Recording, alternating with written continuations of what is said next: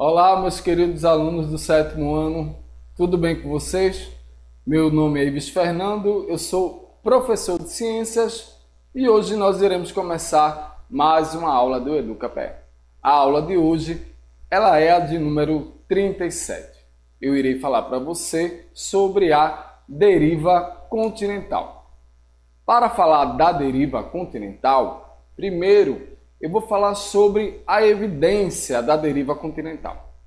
Ou seja, quando comparamos os mapas da América do Norte e também o mapa da América do Sul com o da costa da Europa e a África, você vai ver que é possível perceber que os continentes, eles se parecem. É como se fosse um quebra-cabeça. Eles irão se encaixar. E aí, isso sugere que eles podem ter estado juntos em algum momento da história da Terra. Vários cientistas e também pesquisadores, e com essa possibilidade que originou justamente a teoria aí da deriva continental. Agora eu gostaria aí, que a imagem estivesse na tela. Eu já estou vendo que a imagem está na tela e você pode observar o nosso planeta. No primeiro globo, ou seja, aí do nosso planeta Terra, observe que a gente tenha apenas um único continente. A gente chamava isso de Pangeia, ou seja, o supercontinente. Mas nas aulas anteriores que nós tivemos, eu falei para vocês sobre a questão das placas tectônicas, dos movimentos sísmicos, ou seja, ali no interior da Terra, que fizeram com que essas partes aí de terra do nosso planeta, elas se afastassem ou se juntassem. E de início, como você pode ver, quando elas se afastaram, elas formaram, na realidade, dois continentes, dois supercontinentes, que é a Laurásia e a Gondwana. Depois disso, foram formando-se os continentes que existem hoje em dia. A teoria aí da deriva continental, ela explica a formação e a movimentações dos continentes e também do assoalho oceânico na crosta terrestre. Além disso, afirma aí também que todos eles já estiveram juntos, formando um único continente chamado Pangeia. Esse afastamento ele é bem lento e se dá também como resultado do processo do resfriamento do planeta. Isso pela convecção que ocorre no manto terrestre e que transporta o calor do interior da Terra para o exterior. E as pesquisas, elas mostram que atualmente em algumas regiões, como a do Oceano Atlântico, por exemplo, os continentes eles estão se afastando. Já em outras regiões, como a costa oeste da América do Sul, por exemplo, os continentes na realidade eles estão se aproximando. E aí a gente tem a teoria da deriva continental. O conceito de deriva continental, ele surgiu junto aí com os primeiros mapas do Atlântico Sul. Esses mapas, eles mostraram contornos da América do Sul e o da África. E aí, como vocês estão observando, esses contornos aí, os continentes, formando como se fosse aí, um super quebra-cabeça, é justamente porque as placas tectônicas, através dos movimentos sísmicos, elas afastaram esses continentes e hoje elas estão afastando e também aproximando os continentes. E em 1620, o cientista que era chamado de Francis Bacon, ele apontou o perfeito encaixe entre essas duas costas. E ele levantou a hipótese da união desses continentes no nosso passado. Mas a teoria da deriva continental, ela propriamente dita, ela foi postulada somente no século XX, a partir das expedições que foram realizadas pelo cientista Alfred Wegener. Isso aí ali na Groenlândia. Wegener, ele levou 2 anos, isso coletando dados antes de propor a teoria. E, de acordo com as suas observações, todos os continentes eles poderiam ter estado juntos, isso no passado, formando na realidade um supercontinente, que na época ele tinha denominado de Pangeia.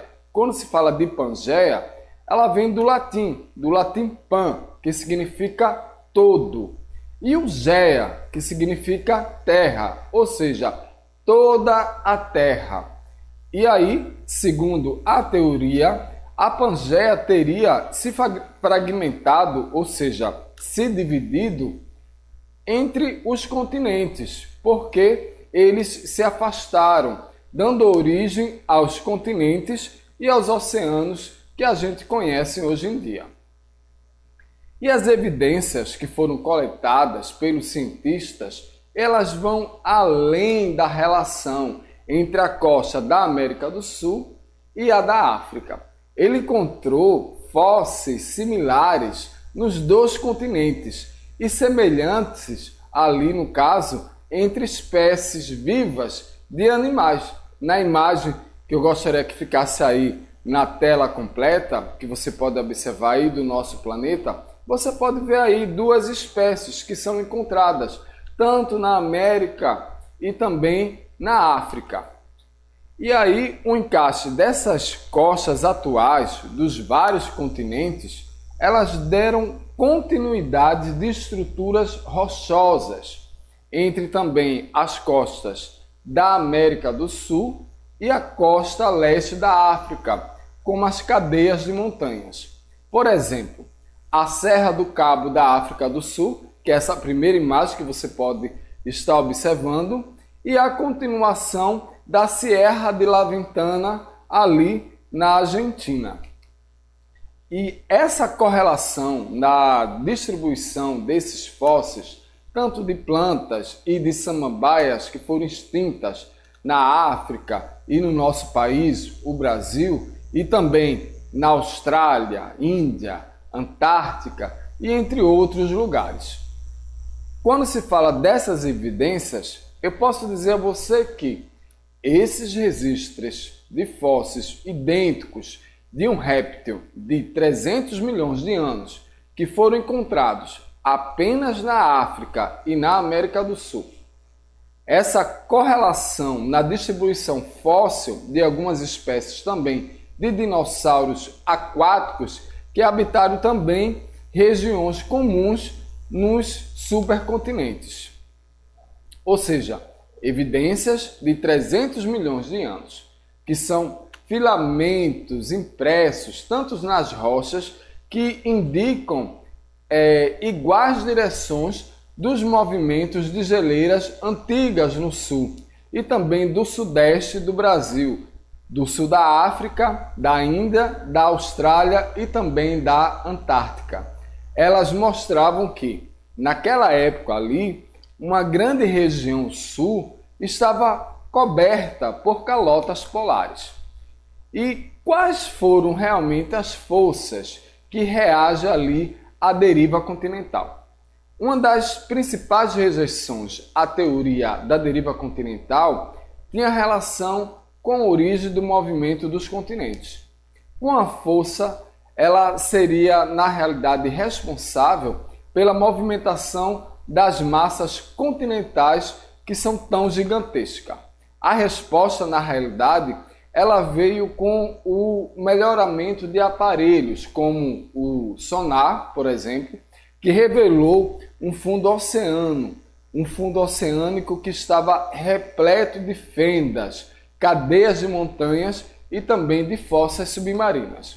E também, ao final da Segunda Guerra Mundial, os pesquisadores de diversas universidades ali do mundo, eles realizaram expedições nos oceanos, É lógico, com o objetivo de coletar as amostras e também de mapear o fundo dos mares.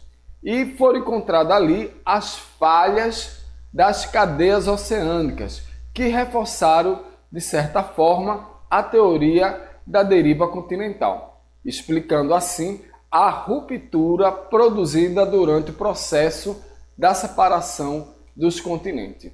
E hoje, graças aí ao monitoramento dos satélites, sabemos que os continentes eles continuam a se separar com a velocidade compreendida entre de 10 centímetros a 18 centímetros por ano.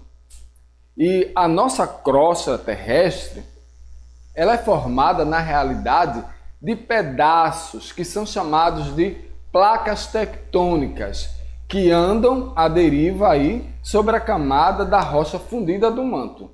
E, na realidade, há 7 placas principais e as várias outras também menores. O movimento, na realidade, do magma, que está ali no manto superior, ele faz com que essas placas elas se desloquem e lentamente pelo globo, com um lado ali convergindo em direção à outra, isso ao passo que o lado oposto ele vai divergir da outra placa que está em contato.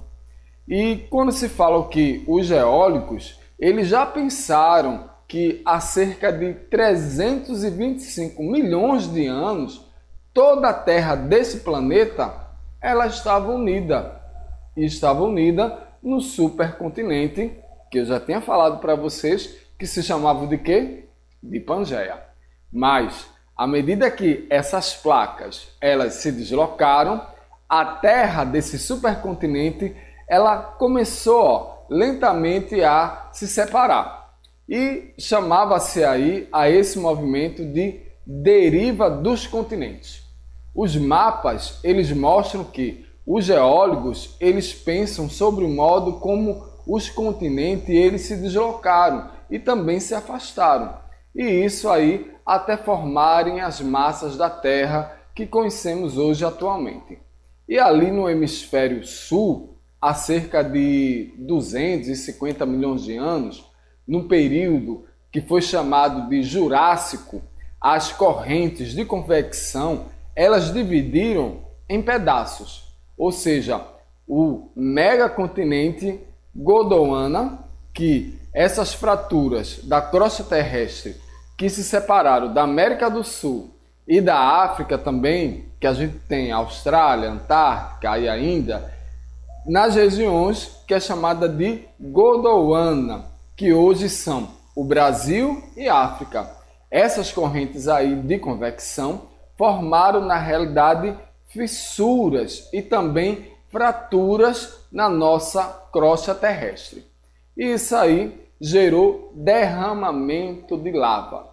Essa ação aí contínua justamente dessas forças que rompeu completamente a crosta terrestre e formou o Oceano Atlântico, porém, ela não parecia que tenha sido ali o vasto mar que é hoje. Essa fragmentação de Gondwana, ela é apenas um pequeno oceano que cresceu quando o Brasil e a África, ela, de certa forma, começaram a se afastar de forma gradual, e isso aproximadamente há 135 milhões de anos. E essa ideia, na realidade, ela estava presente na teoria da deriva continental, que foi apresentada ali no ano de 1912 pelo cientista meteorologista alemão Alfred. E essa teoria ela só foi comprovada depois de 10 anos à sua morte, em 1940. Bom, hoje eu falei para vocês um pouco sobre essa questão da deriva continental. Quando se fala da questão da deriva continental, eu estou falando justamente dos continentes que estão em constante movimento, e isso durante todo o ano e durante também o período de vida do nosso planeta Terra. Eu vou ficando por aqui e a gente se encontra aí na próxima aula do EducaPE.